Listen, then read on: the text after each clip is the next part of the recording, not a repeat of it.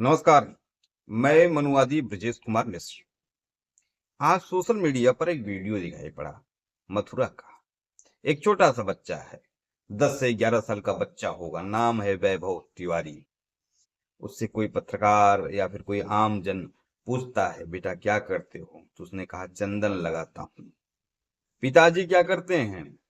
पिताजी बीमार हैं, वो कुछ नहीं करते। परिवार कौन संभालता है? परिवार में पालता हूँ। चंदन लगा के। और हमारे देश की व्यवस्था में वह बच्चा जो है सवर्ण है, वह अगड़ा है। वो कोई विक्टिम कार्ड नहीं खेलता, वह पिछड़ेपन का रोना नहीं रोता।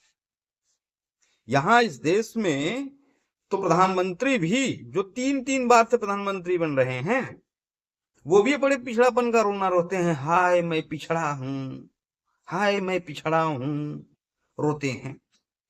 वो बच्चा नहीं रो रहा था। कोई विक्टिम कार्ड नहीं, कोई दलित का कार्ड नहीं, कोई पिछड़ा का कार्ड नहीं।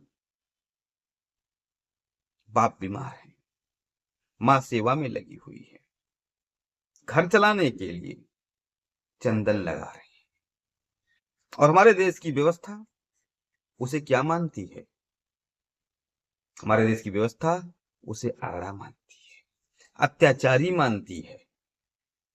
उसके लिए अलग कानून होंगे।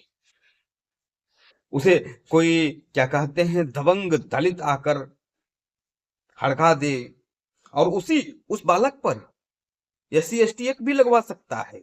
और हमारे देश की व्यवस्था उस पर SC ST एक्ट लगा देगी, क्या मान करके तुम जन्म से सवर्ण हो, तुम ब्राह्मण के लड़के हो, तुम अपराधी हो।